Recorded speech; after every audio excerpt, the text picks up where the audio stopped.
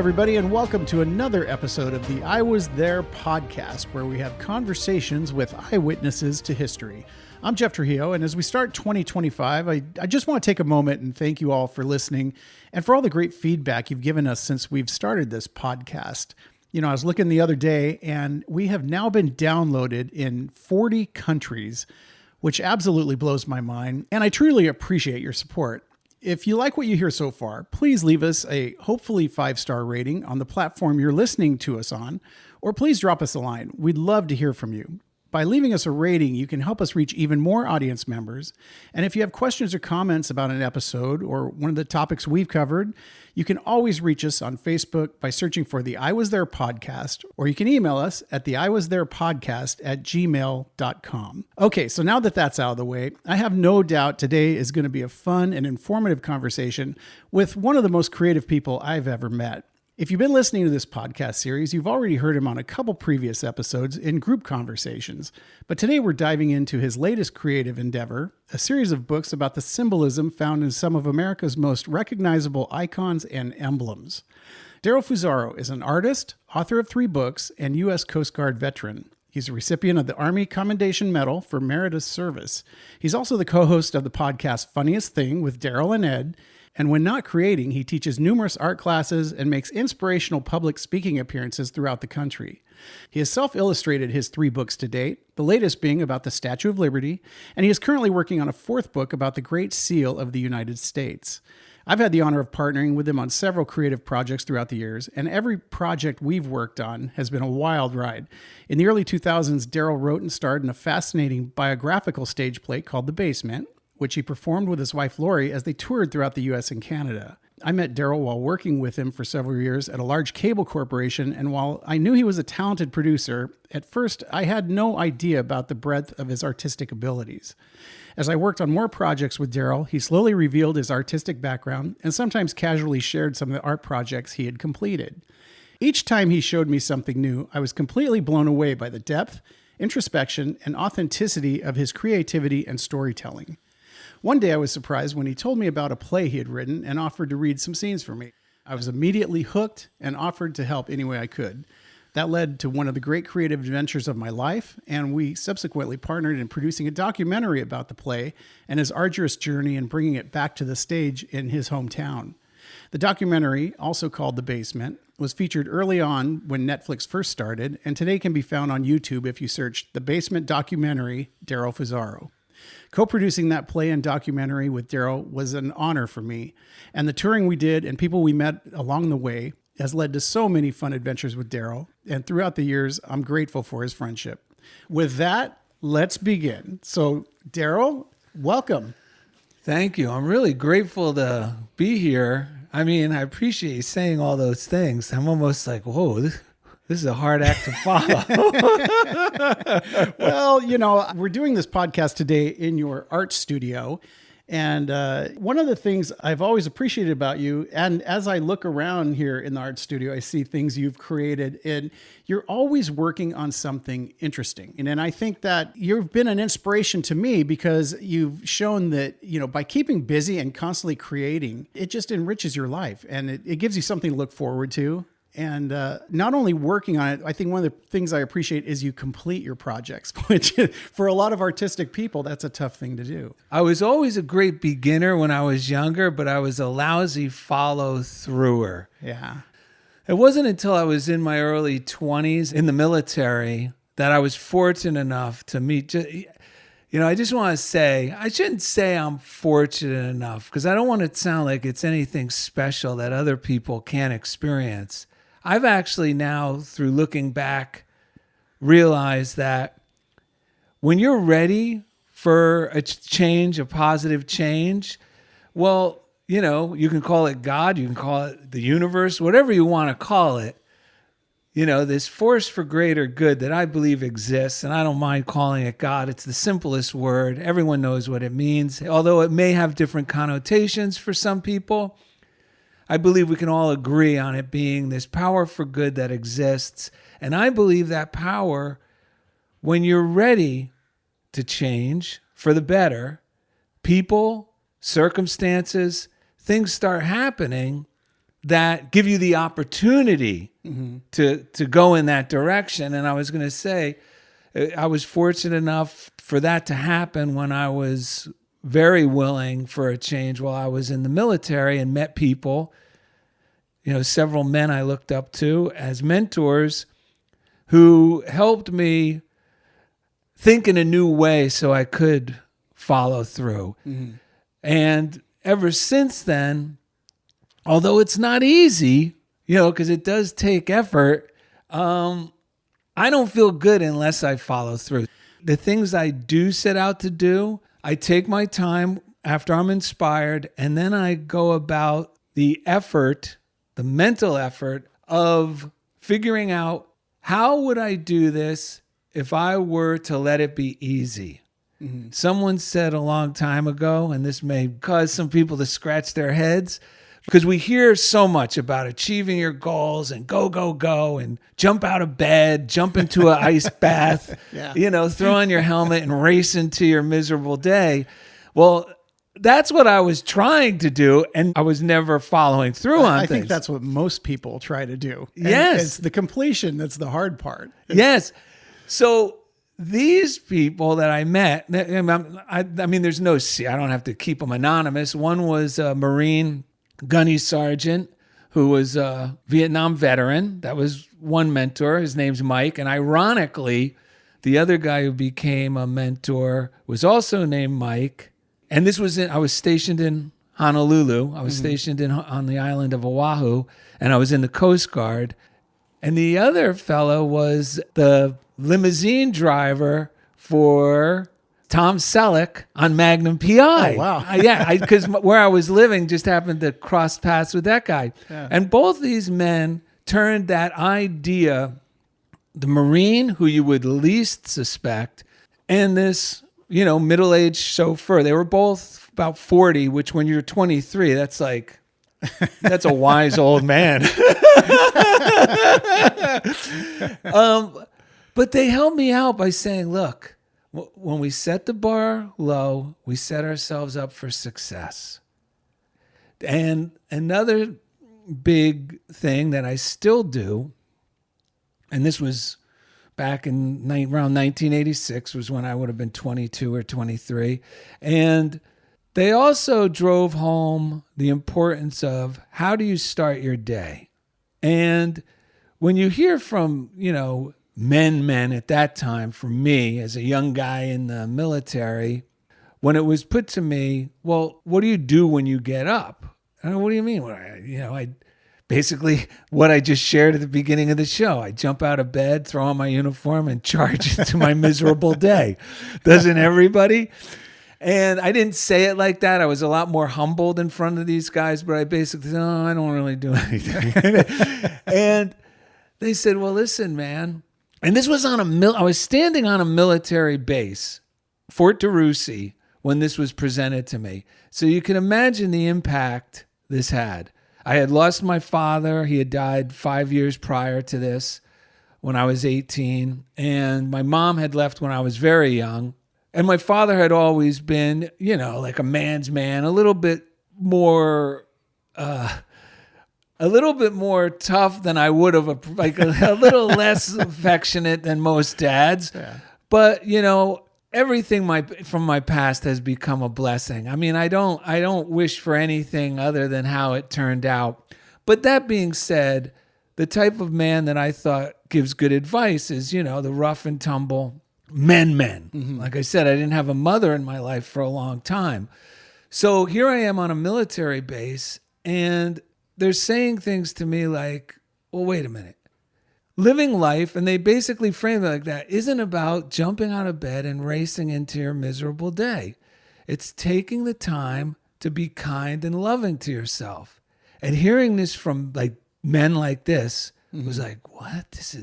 If I heard this from anybody else, and this is what I mean, when you're ready for a change, the appropriate characters come in. It's really like a divine orchestration. Yeah. Because if this had been, I've walked this back in my mind many times. If this had been a priest or a teacher, it would have been like, well, they're nice people, but, I got problems. But because it was these two, it got my attention. Be kind and loving to yourself. And the guy who gave it to me, who had his little routine he did every morning, which is, it's nothing that anyone would have trouble doing. He gave me a few prayers that didn't set off any alarms in my mind because I was very, I want to say, I was just kind of like, the whole religious thing at that time. I was like, this is all just a load. I threw it out with believing in Santa Claus and the Easter Bunny. And it's great that we're saying this because this is going to get into what we're talking about. You touch on these themes in the book. Yeah, this is going to. So we are. This is going to mean something later on, folks. And I hear a helicopter coming by. Sorry, we got kind of an open door here. We're looking out on a beautiful patio. But this is a great creative space. So I'm sorry to interrupt, but continue just in case people heard that in the background. I love the ambient sounds. It makes for a great podcast experience. When I'm listening to one, I kind of like that. Yeah. So he gave me some prayers, generic prayers. No need to recite them now, but just generic prayers that weren't attached to any specific religion. They were just generic prayers. And I'm looking at them like, I don't know what I was looking at them like, but I was probably a bit like, oh, no, what, really? And that moment, I was probably thinking, and he read my mind, like, come on, I got a lot to do in the morning. Because you got to remember, I'm in the military. I mean, you got to get up, you got to shine your shoes, you got to press your shirt and use starch. I know this may not sound like a lot to guys in the military, but this is a lot to most people who aren't in the military who are 23. Right. And you got to be on time, and you got to, subject yourself to inspections and all this other jazz. So there's a lot on your mind. And I was thinking it now that I think about it, like, I got a lot to do. How am I going to squeeze this in? And he goes, it just takes 7 minutes. I timed it just for you. It's like, how do these guys know me? And then he said this to drive it home. He said, when was the last time? And mind you, I'm on a military base. It's after hours. I'm in civilian clothes. But we just were sitting in a meeting on the base with all men, and that dispersed, and now a few of us are talking. And he says this, when was the last time you woke up just 7 minutes earlier and were kind and loving to Darrell? And I said, never. And he said, listen, if you can't wake up just 7 minutes earlier to be kind and loving to yourself, there's nothing anyone can do to help you. And then he said this, which was the magic words. He said, but I will guarantee you this, if you do this for the next 30 days, even if you don't believe it's going to do a thing, you're going to be amazed at how much your life is going to transform for the better. And that made me, I'll do it. Because up until that point, like I said, I was trying to make things happen. The way most of us learn. You got to grab and push and really strive. And it wasn't working for me. So the idea of I just wake up early, have my coffee, he even said, before you put on your uniform, before you take your shower, first thing, do these readings, think about your day ahead, how you would like it to go, instead of just jumping into it without a thought. Yeah.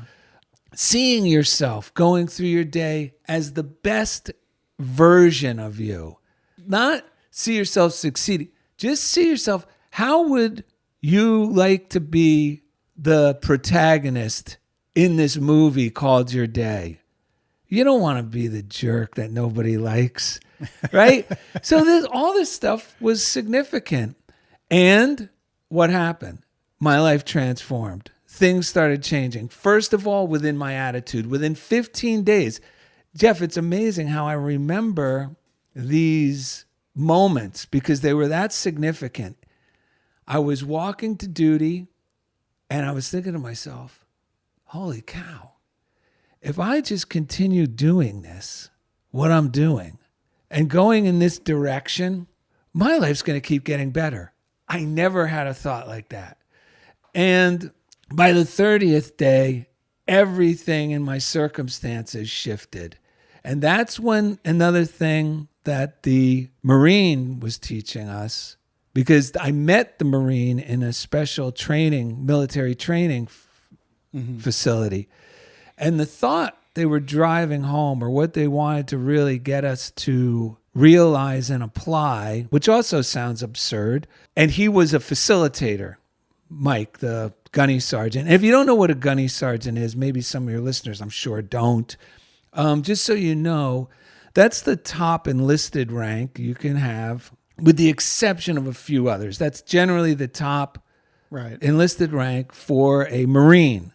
And it's universally respected because these guys are like the frontline guys who know what they're doing because they've been through things. And he drove it home that life is an inside-out process.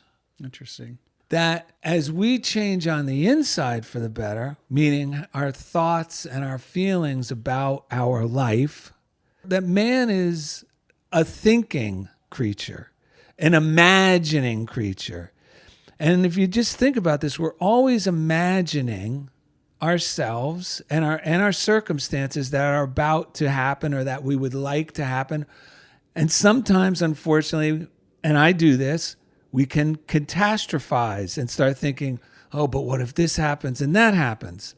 But that's the point they were driving home. So if you make it your intention to go forward, and I'm not saying this is easy. I'm still doing it now, all the time.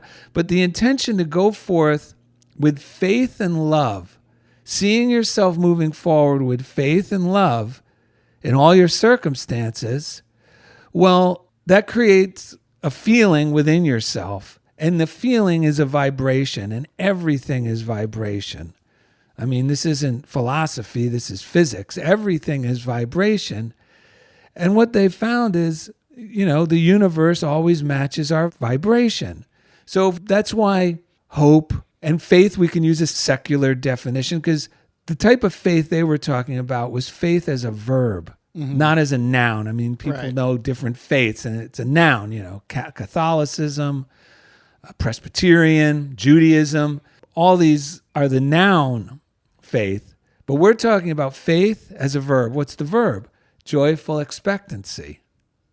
That's a hopeful attitude. Right. And even doctors in the medical field, psychologists, psychiatrists will tell you which patients, well, it's actually a good psychologist and a good psychiatrist is actually trying to help the patient or the client have a more hopeful and faithful attitude. Right. In listening to you, I agree with everything you've said. And I've watched you practice this for quite some time. And I've seen the creations that you have made and the books that you've written. They all kind of tie into these themes, the podcast you do. They all tie into positivity. The one thing that you haven't mentioned that I think I have learned probably the most from being around you is, along with that faith and practice, also being open.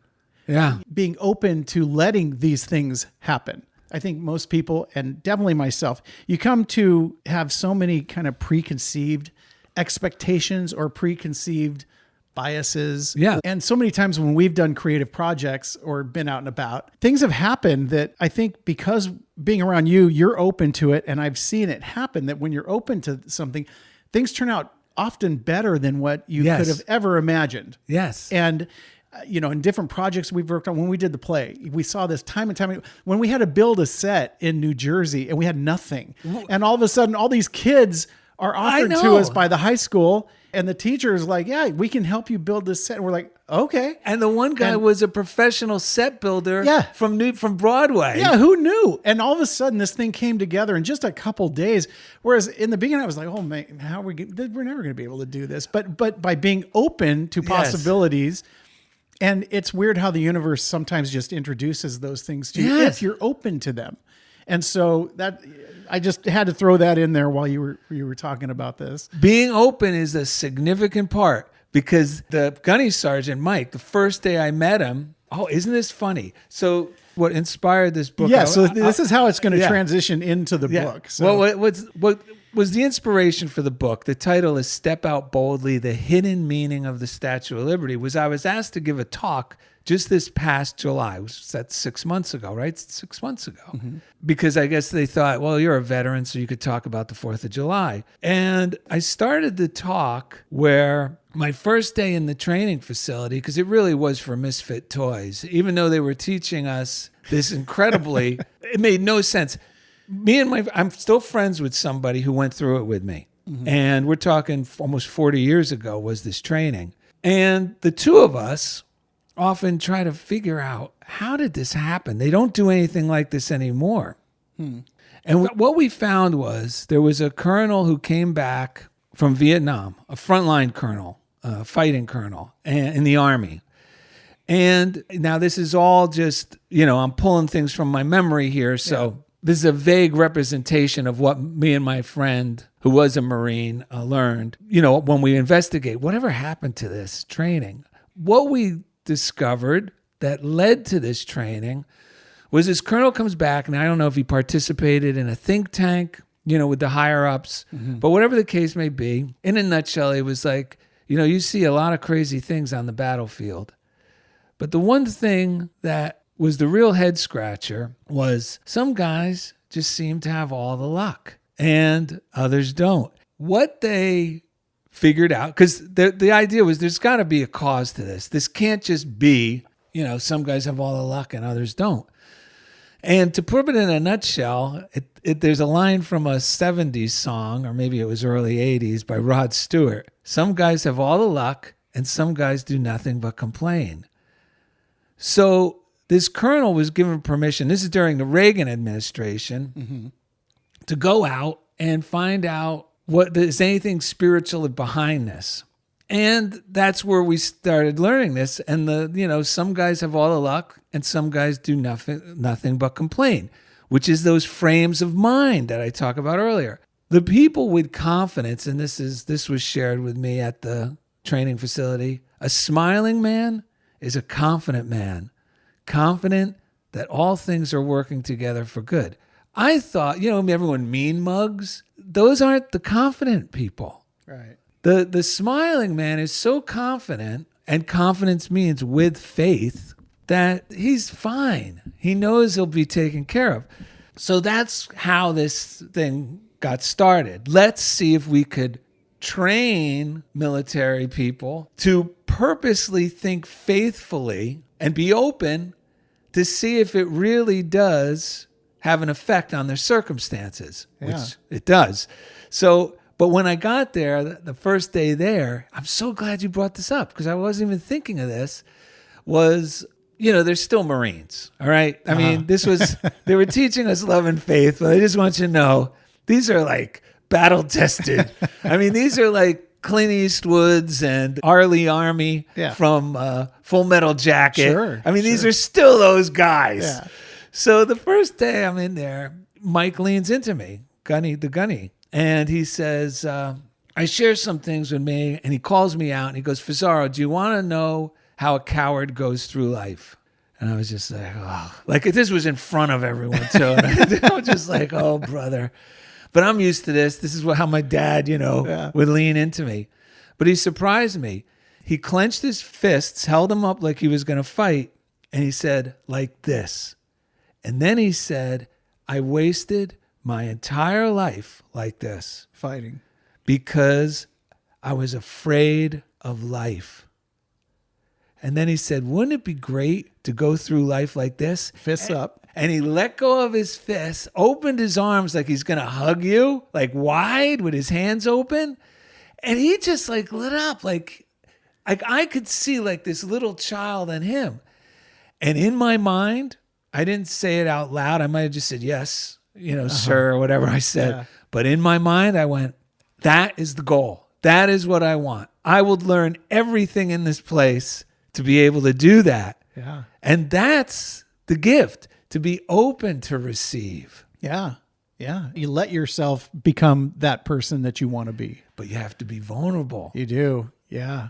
But in our vulnerability is the strength. You have to let go of your preconceived notions, All of them. your preconceived beliefs, Yeah. your when you see certain situations or walk into a situation or meet certain people, right away you think, oh, this. I mean, I think that's our human nature is to put up our defenses and kind of, am I going to be safe? Am I going to be okay? But when you kind of put that aside, it's amazing. Sometimes the best surprises come out of those circumstances. Always. And I just want to drive home the fact that this isn't easy. I mean, I grew up in New Jersey in a small little Italian neighborhood, and more often than not, I call it my New Jersey Tourette's, because I really want to be more loving, more open, because that's when the good comes. Yeah. Yeah. Some people go, yeah, but they're strangers. And I go, wait, your wife was once a stranger. Oh, and I've had actually guys go, oh, yeah, you're right. Yeah. Yeah, okay. And it's a different way to think than we are conditioned to think. Well, especially like in my neighborhood, no one went anywhere saying something positive. Yeah. Like even if we're going to the bakery, as soon as you enter and the door rings, my father go, oh boy, get a load of this one. It's like, ding, ding. Even the baker go, oh boy, here we go. I thought I was going to get a break. Like, it was never like, yay. Poor guy's just walking through the door. No.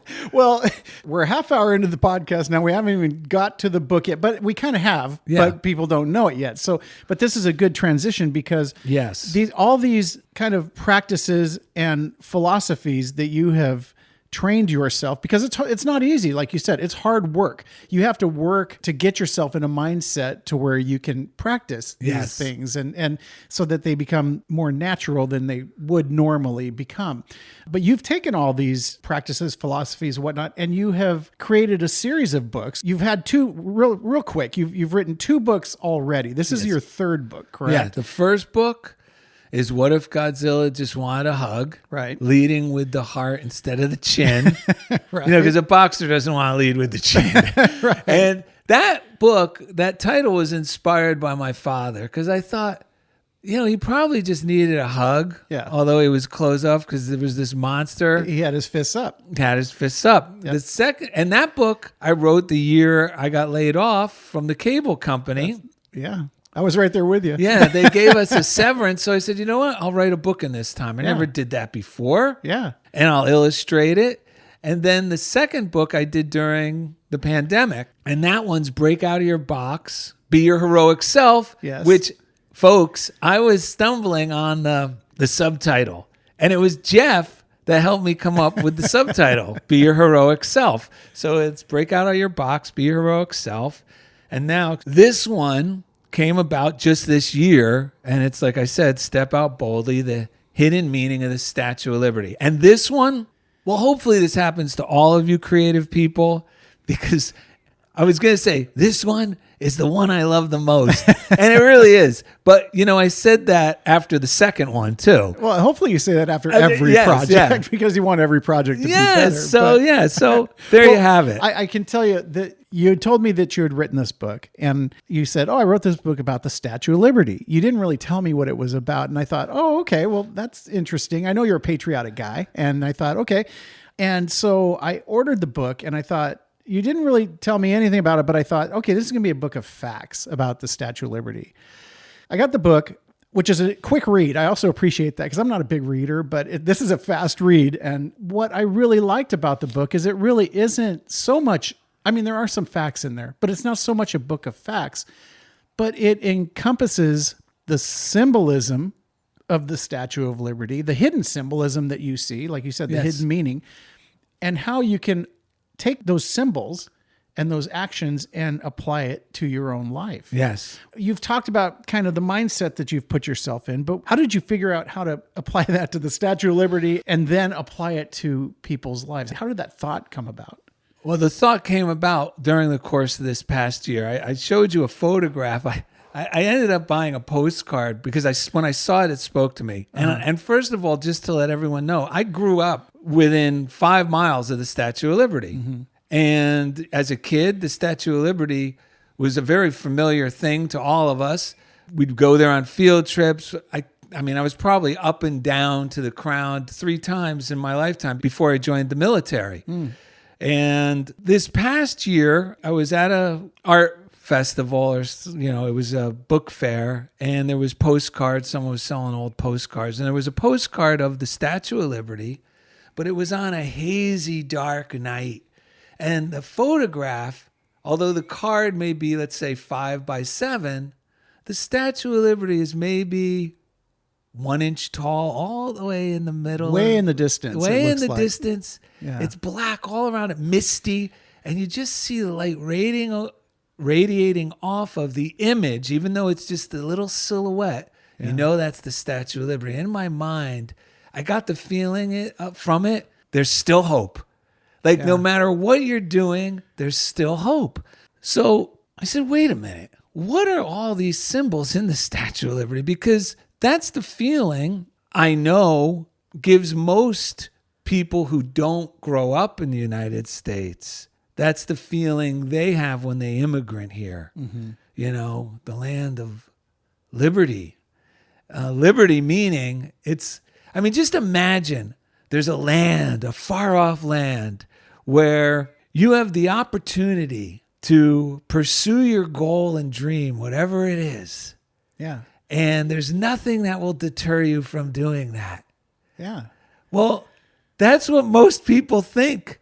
And my family, my grandfather was born in Italy, but he was very young. And my great-grandparents were the ones who came over with him as just a small child at the early part of the last century. And I noticed you dedicated the book to your great-grandparents. Yeah. In the old days, you would have to go past the Statue of Liberty to get to Ellis Island, where you would check in as a new immigrant, correct?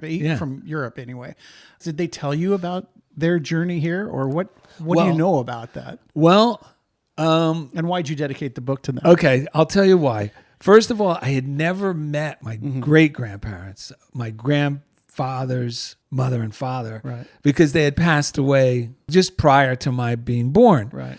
But I did know my grandfather. My grandmother's also from Italy. And I didn't really get to learn too much about them because, which is a whole nother podcast, my grandfather's life was cut short and my grandmother died shortly after. And then I know this is going to sound like everything but a fire in the orphanage. And then my dad passed away. And then here I am. So, but I did get in touch with relatives after I got excited about doing this book. Uh-huh. Not close relatives, but they're from that side of the family. Yeah. And we've remained cordial, like friendly family members from a long, far, I'm sure everyone has these distance. Extended family. Very extended, yeah. So one of them had done research on my great-grandparents because she's from that lineage. Mm. And what we found out was my great-grandfather, Pasquale, because I only knew stories of him as Pat, but Patrick is American for Pascal. So, and that's my dad's middle name is Patrick. So I found out through her, because she found everything, through Ellis Island, the ships and all this. I didn't know this. My great-grandfather was what they called back then a bird of passage. And in Italy, at that time, these guys were traveling. This is like a 10-day voyage. Yeah. Arduous. Yeah. From Italy to the United States. He went back and forth on his own, without his wife, without my great-grandmother, 5 times. So that's 10 trips.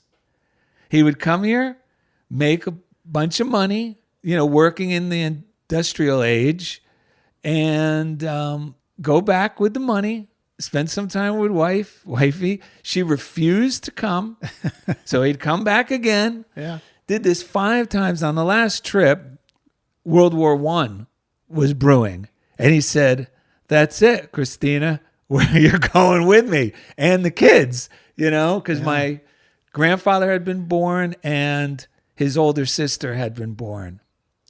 And that's the story. And I guess they got here around 1919, I believe, was the final. Yeah, right during the First World War then. So then the symbolism that you've found, I know you did a ton of research for this Yes. book.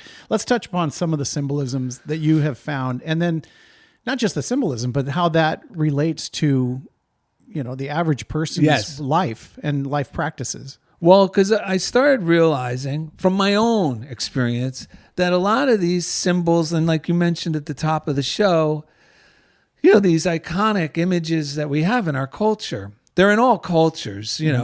There's some countries where you instantly think of a monument associated with the country. I mean, the Great Pyramids, Egypt, the Sphinx, Egypt, Eiffel Tower, Paris, Leaning Tower of Pisa, Italy. And we have the Statue of Liberty. Yeah. And I found that to be, just from my research, the most recognized symbol, around the world people have of the United States. Yeah. There are other symbols, the bald eagle and, things of that nature. But for some reason, why is this one so universally embedded in the minds of most people around the world? So there's always something to it when that happens. So I said, let me look at this. Let me see what the symbolism is here. And that's another thing. We become so familiar with these symbols, that's what I was getting to, in our culture, that sometimes or at times they lose their meaning, their significance to us. They become so familiar. It's like, yeah, that's a Statue of Liberty. So after seeing that postcard and getting that feeling wake up again, like, yeah, the torch up, there's hope. Don't give up. Yeah. There's hope in the distance. See the light in that postcard. So what do? I go, there's got to be something to this that I have overlooked. And that's when I started going through not just the history of the Statue of Liberty, which we're not going to get into the specifics. You could find that anywhere. Yeah. There's a lot of books, and the internet's full of facts about the Statue of Liberty.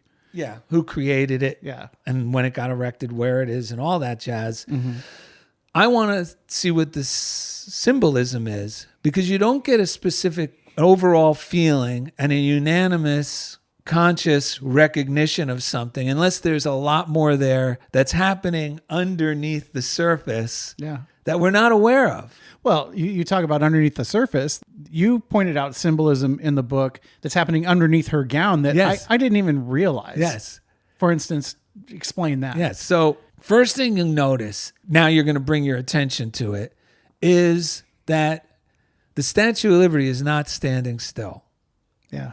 If you look at her right foot, you'll see that it's in the position where she's on the ball of her foot. And then if you look at her gown, and all this is in the book, and I was able to make this book based on these symbols because they help propel me through the process. But just to get through what your question or what we want to point out, if you look at her gown on the right side, you'll notice that her leg is actually in mid-stride.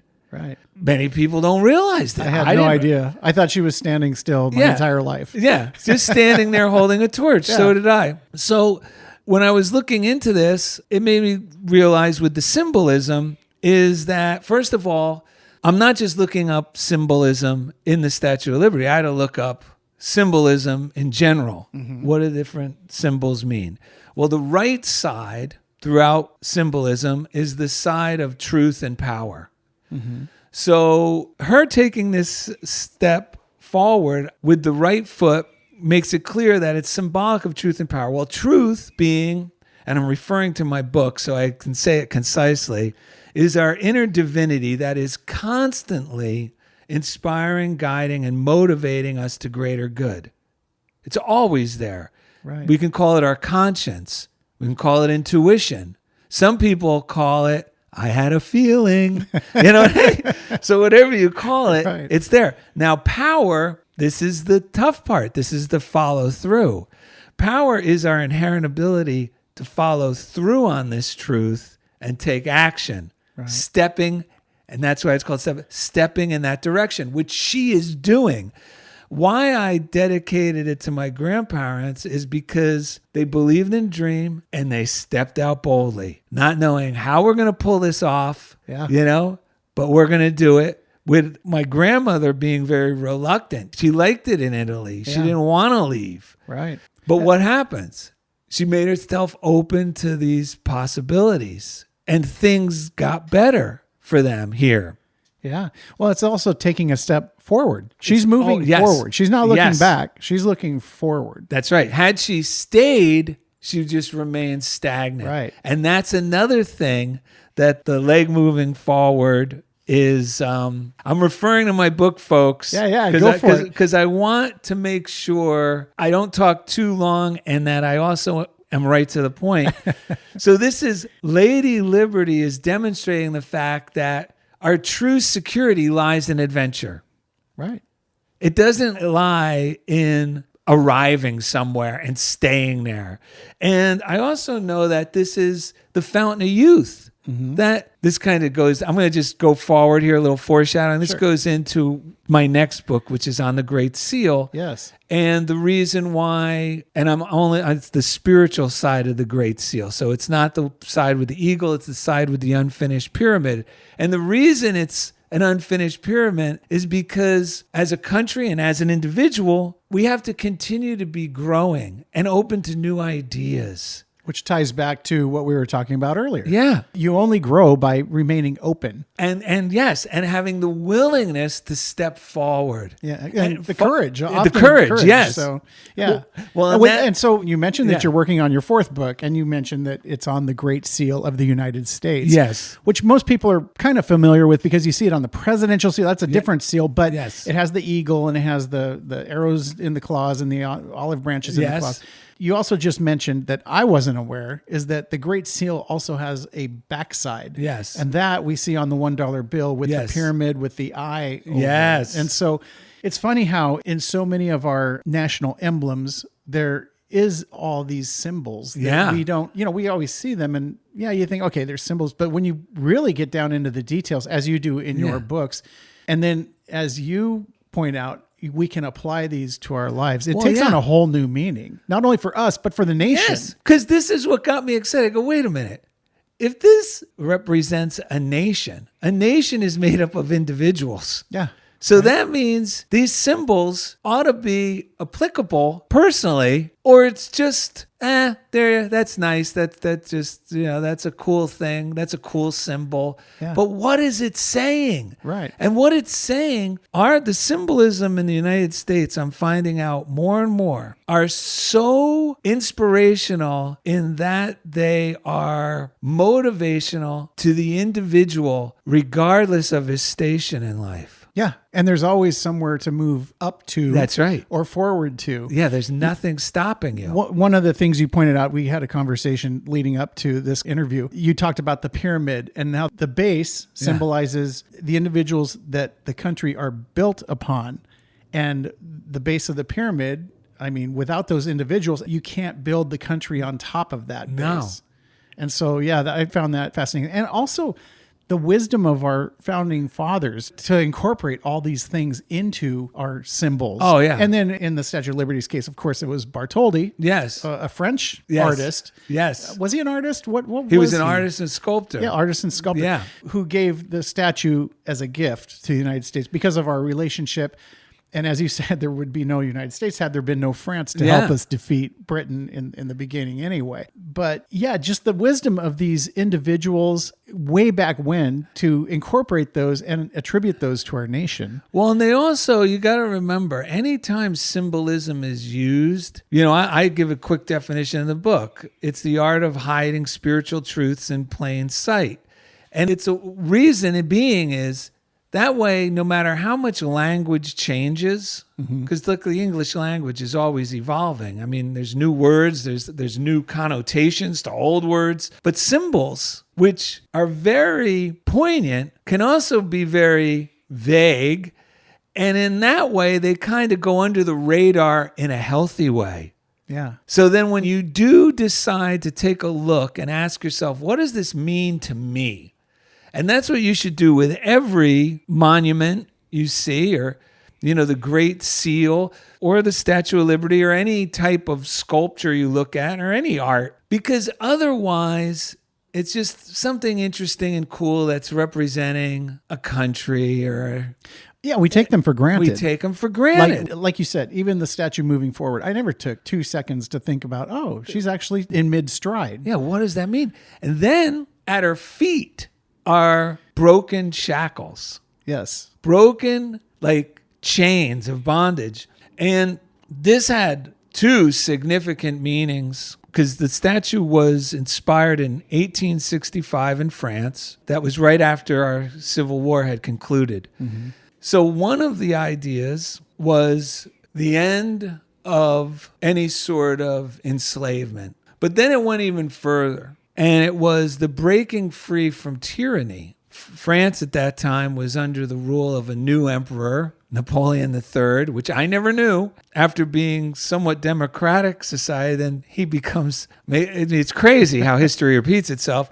So in a way, a sneaky way, I think the Edouard de La Bouille, I may be pronouncing it wrong, but he was the one who got the idea. He was a senator, he was a philosopher, a teacher, and he was a scholar of the U.S. Constitution. Loved it. He thought it was one of the greatest documents ever and would propagate more countries along the lines of America, including his own. Yeah. You know? Well, yeah, they had gone through a revolution, but then receded back into, Yes. I don't know what you would call it. They didn't have a king, but he was kind of a dictator, Yes. right? So, yeah. So by making this, it was kind of bringing that out. But even on a spiritual level, and this is where you got to ask yourself, what do these symbols mean? Yeah, on the surface, it's just like a parable. Mm-hmm. You know, a parable is a two-story story. There's the surface story, which is it's the end of slavery. Then there's the story within the story, just like, you know, Jesus spoke in parables. Yeah. You know, if he did not speak in parables, spoke he not. That's an actual biblical quote, meaning don't just look at these stories as being a literal historical story. There's something important here. There's a lesson. A lesson. Yeah. So what's the lesson in the broken shackles? Well, it represents freedom from oppression, the shackles of fear, doubt, and worry that often hinder us from taking that crucial first step toward our desires. Now, here's the key, because she's not hammering them off. The mere act of taking the first step releases us from these shackles. So whatever you desire to accomplish, just take the first step. Well, just like your friend saying, take 7 minutes. Yes. That was your first step. That's it. Just give yourself 7 minutes to love yourself. Yes, the small step. Yes. Oh, and also I should let you know, she's wearing a gown, and the gown, she's based on Lady Liberty, the Statue of Liberty. She's actually based on, this is another symbol, the goddess Libertaris, which was the Roman god of liberty, freedom of the people. So that's what she's dressed as, that the Roman gown was the dress of noble women, you know, well-respected women of the time.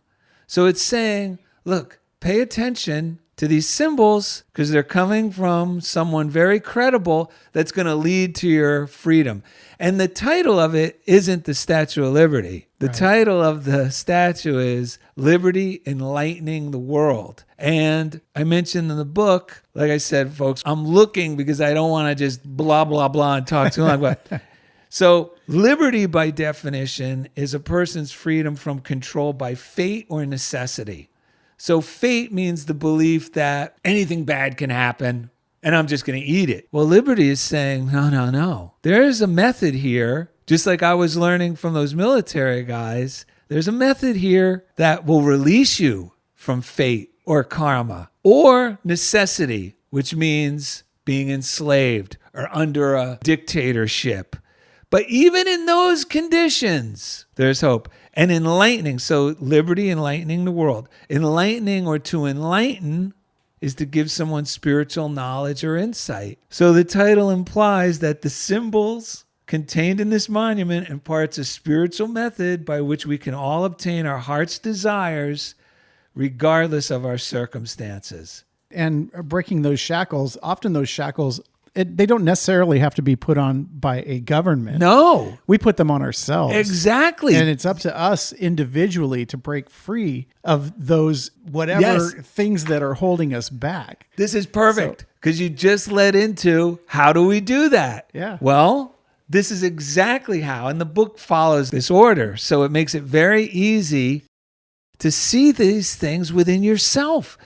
So she holds a tablet, in her left hand. And on the tablet are the Roman numerals, which are July 4th, 1776, symbolizing America's Declaration of Independence. But here's the thing. Like you said, the first step starts with a decision, a declaration. So this highlights the truth that when you make a decision, your personal declaration of independence, to boldly step towards your desire, the universe will conspire in your favor. Right. That's what this is saying. Yeah. We're kind of coming into the home stretch here, but one of the things I like about your book is it leaves the readers with a call to action. Yeah. And you kind of guide them through how to set yourself up to take those actions. Yes. To create, openness and change in your own life. Yeah. Maybe just touch upon that. You don't have to go into detail, but why did you think that was important? Well, I'll tell you why. Because actually, my creating this book, I was relying on all these symbols as ways to move forward. Because at first it was daunting. Like, do I really need to do this? You know how we talk ourselves out of a good idea? And then I was, no. What can I do to start? Well, I already gave the talk. I'll just clean it up. And here was my goal. I wanted this book to be so simple and get to the point so quickly that anyone could read it, anyone could understand it, and anyone and everyone who reads it will be personally motivated by it and enlightened. Yeah. Like, holy cow, I didn't know this was there. But the key was short, fun to read, poignant. And my first idea was, well, this is a serious thing. I'll use old public domain photos. Yeah. Because I thought they would lend more credibility. A friend of mine, when I told him I was starting a book, he said, no, you got to illustrate it. And I'm going, well, my illustrations are kind of a little lighthearted for this subject. He said, no, you've illustrated your other books. And then what I have, that little bit of laziness. Well, I just want to get it done. But I took Lady Liberty's advice. You know what? Each morning, because I already now had the copy done. Now it was each morning, I'm just going to have fun and just not put pressure on myself. Just see what I could draw for each part of the book. And I took the pressure off. I set the bar low. And the first couple of weeks, I'm coming through with stuff, and things were conspiring in my favor. I wanted to use pen and ink, but I didn't have any quill pens left. Over the history of my art career, I kind of got rid of them. I'm walking the dog, and out on the curb, one of our neighbors had a whole set that she put out there free to take. Oh my gosh. Of the actual pens. Wow. I know. So I get home and I start drawing. I go, these are good, but nothing was singing to me. I was like, these all work. I'll have a friend go through them with me and we'll see which ones we could use, get their opinion. But something kept me, just do another one tomorrow and another one. And then boom, I hit on exactly what this book, and it was the cover image. I'm going to use collage with my pen and ink. Yeah. And I know it's right when all of a sudden I go, okay, don't spill coffee on this, because I don't think I'm going to be able to replicate I want to save it.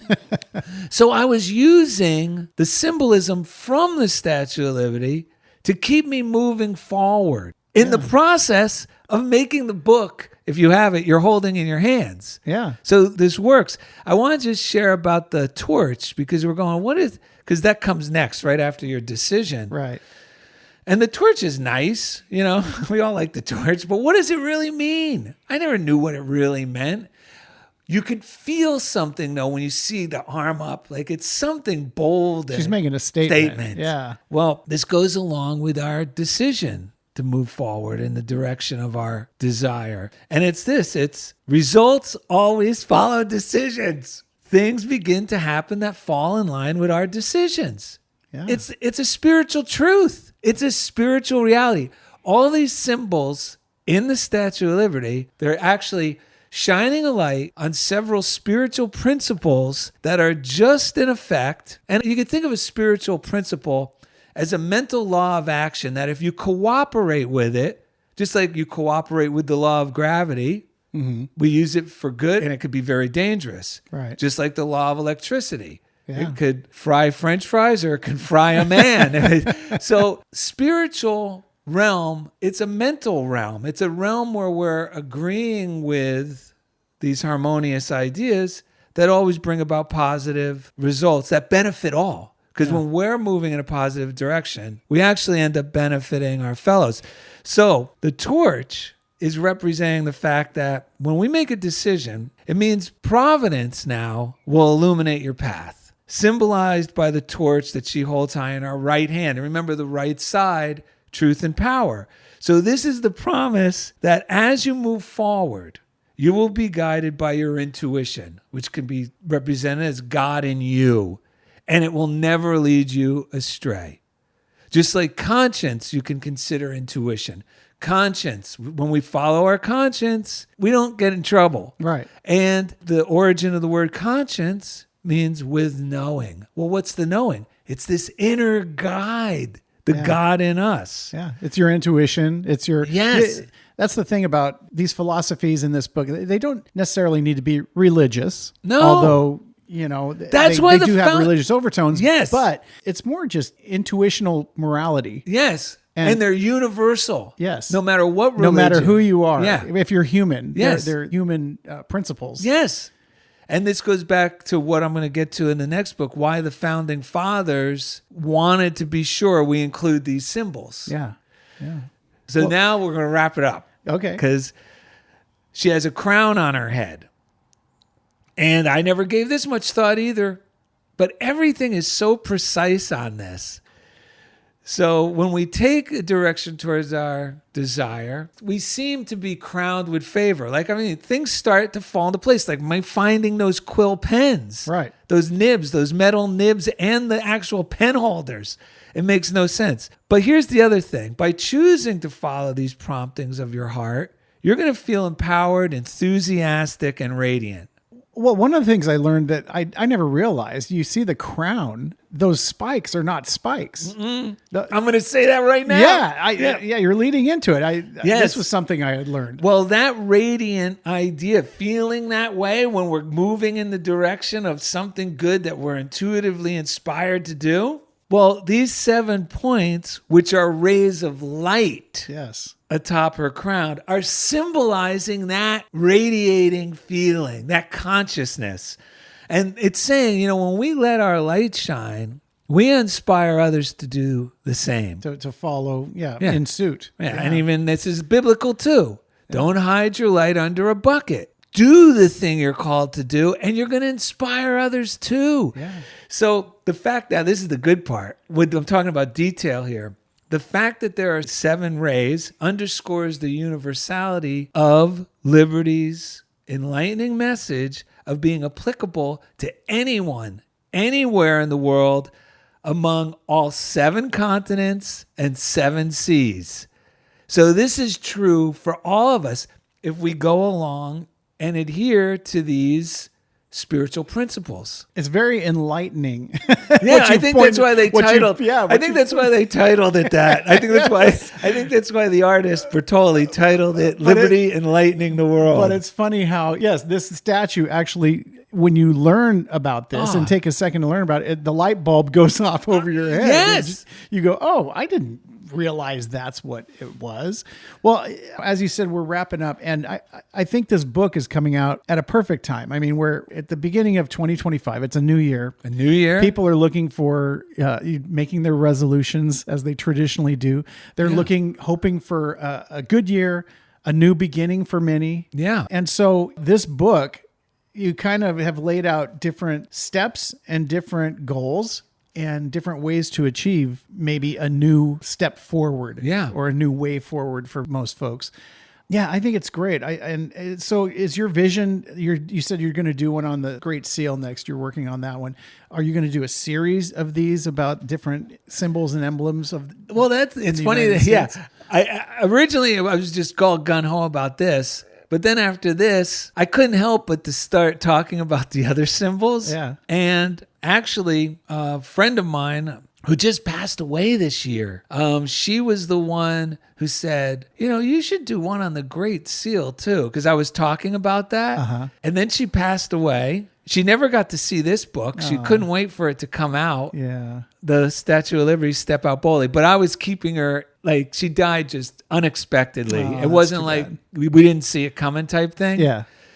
But I'm going, oh, wow. She was just a blessing in my life to, encourage me to follow through. So then I was like, after I did this, I was actually walking. A neighbor of mine had bought, she just told me that you should do another one. I don't know if it was a day later or the same day. I'm walking and one of my neighbors was like the first to buy the book. Because I said, oh, I just put a book out. And he got it before I got mine. It didn't make any sense. So he said, that's amazing. And he said, all the things you said. He goes, it's so much incredible information. He goes, it's poignant and it's simple. Yeah. And he really loved it. He said, did you ever think about doing a series of these? And I said, well, isn't that funny?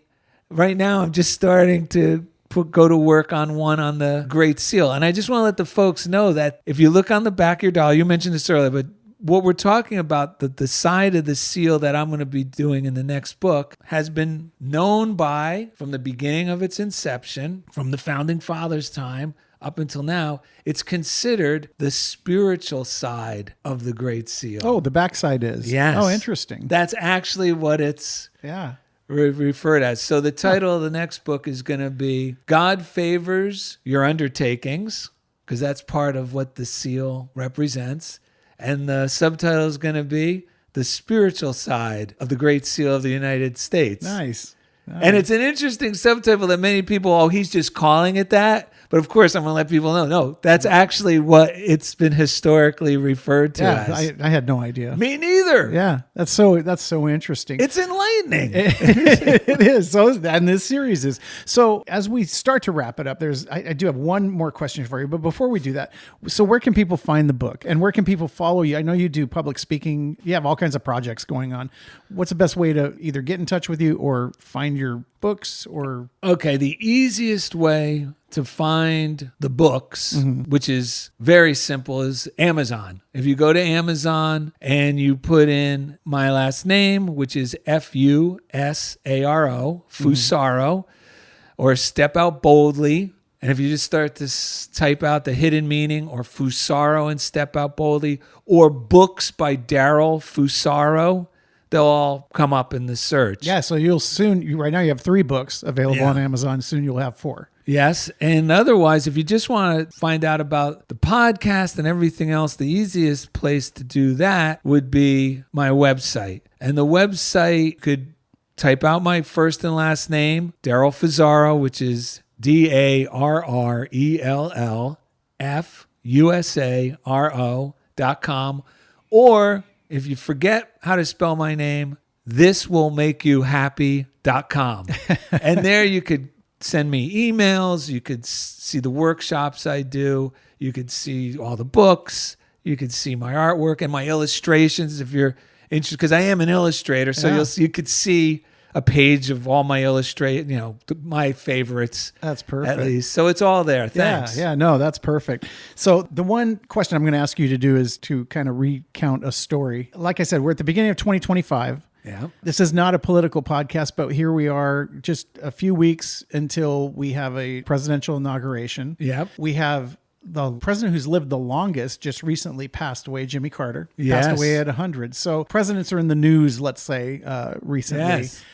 You told me a story years ago about you were able to meet a president, but not in a normal way. Best way ever. It's one of the greatest stories ever. And so if you don't mind, I don't mind. You and Lori, Yes. tell us how you got to meet this president. And I just want to make people clear. This is not a political biased story in any way. This is my experience with something that meant a lot to me. So I mentioned earlier, I was fortunate enough to be in the military at the time Ronald Reagan was president, because there wouldn't have been that type of training. He was very open-minded to things spiritual and esoteric and things like that. His intention was, how can we make the military more of a humanitarian force than an aggressive force? That was always in the back of his intention. It was the whole peace through strength. Yes, peace through strength. And also, we were doing things that a lot of the public don't know. We were building aqueducts and getting water to countries.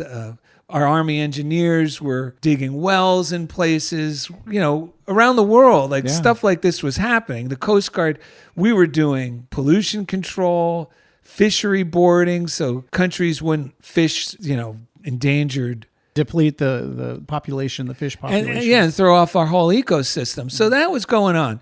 But here's the thing. I turned 18 just a few months before, a presidential election. So the first president I ever voted for, it's a miracle I was born at that time, because otherwise I'd have to wait another 4 years. So I voted for Ronald Reagan. And I'm in the military. He's my commander in chief. So I always had an admiration for him. One of the guys I worked with, because I was in a military law enforcement task force known as Hawaii Armed Services Police. And it was a task force, just means a special group of various military organizations put together to do a specific task. Right. So I was working with Marines, Navy, Air Force, Army, and Coast Guard. Well, a good friend of mine who was in my detachment in 1986, his first tour was as the Marine Guard on Marine One during Reagan's first presidency. Wow. So I was like, his name's John Wilkinson. He's still alive. He wouldn't mind me saying that.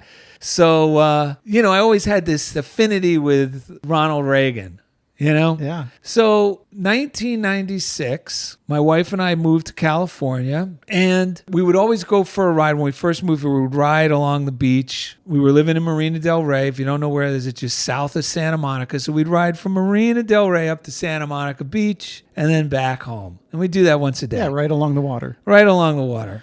And no one really was, like, during the winter months in California, for some strange reason, no one goes to the beach. But for us from the East Coast, this is like, why aren't anybody here? This is like... Still warm. It's warm, and this is paradise.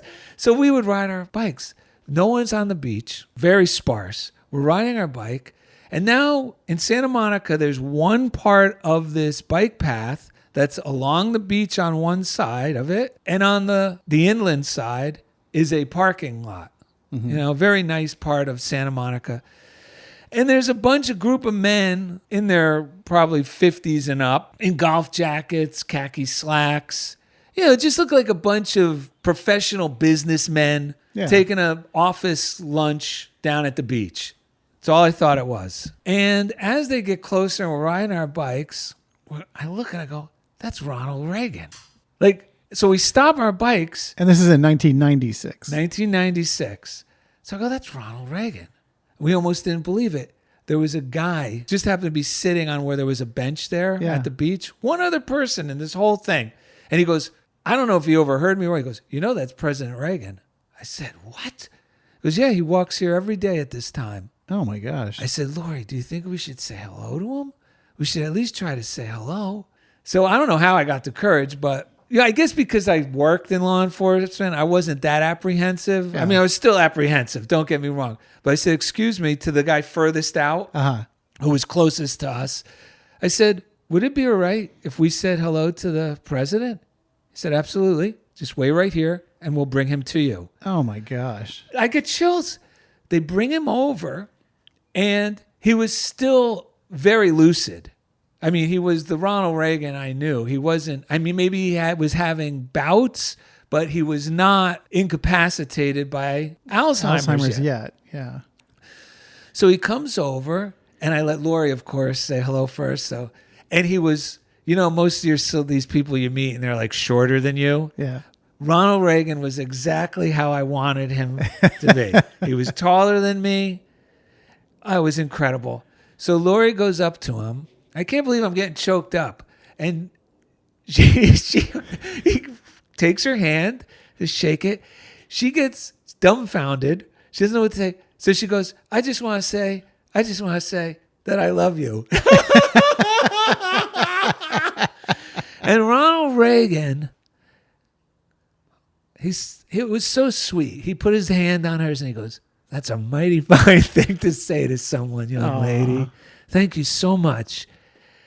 And I'm just blown away. I shake his hand. I said, oh, my God, Mr. President, it's so good to meet you. You were the first president I voted for. You were my commander-in-chief. And he said, well, thank you so much for your service. Wow. Thank you for taking the time to say hello. And then it was it. And then they just went, did their walk. And me and Laura are like, did that really just happen? That's incredible. That doesn't just happen. But this is like everything you said. Yeah. When you have these, like whenever it is you love, like, and I had this admiration for him. And remember, I didn't really have parents. So I was always looking up to role models, like even if it was someone as outrageous as a president or, because I didn't have a father around. Right. So he was like one of those characters in my mind that I would like to be more like, self-effacing. He was always able to diffuse a hostile situation with good humor. So the great communicator. Yeah. So to have that happen in that way, that serendipitous way, really goes along to what's, like we started this talk with, it's being open. It's having a love affair with life. Yeah. Letting yourself know you could let your guard down, like that Marine taught me, that's how you become confident. Through vulnerability, there's strength. Yeah. I would have never thought that. Wow. Yeah, what a great conversation this has been. I just want you to know that I really appreciate you sharing your story, you writing this book, the things you create, the adventures you have opened up my life too. I mean, we've had so much fun over there doing sometimes just some of the dumbest things, but it's just fun, and you've been a shining example for me, keeping myself open to possibilities and, letting things happen sometimes. And I just want to thank you. And I thank you for coming on. And is there anything else you want to add? I mean, we're almost an hour and a half into this thing. I just want to say I'm so grateful for this opportunity. That's what I was thinking this morning when I was getting worried about what am I going to say? Is it going to come out right? I said, Darrell, you just need to be grateful to Jeff for this opportunity. So thank you. Oh, you're welcome. This. I always know that when we get together, something fun is going to happen. And this conversation has just been an extension of that. And I've enjoyed it. I hope our listeners at home have enjoyed it as much. And I want to thank everyone for listening and hanging with us. And I guess the one last thing I want to mention that I learned in this podcast that I hadn't realized before is that Fusaro has USA in it. I had no idea. Well, I didn't either until I got tired of trying to help people spell it. And I go, wait, why don't I just say Fusaro? I was like, it's right there. I mean, trust me, I didn't pick that up until I was like in my 50s. So you're not alone. You're always learning new things. So anyway, well, on behalf of Darrell and myself, I want to thank everybody again for joining us. And I guess we will talk to you on the next episode of I Was There. Thanks again for joining us, everyone. And we'll talk to you soon.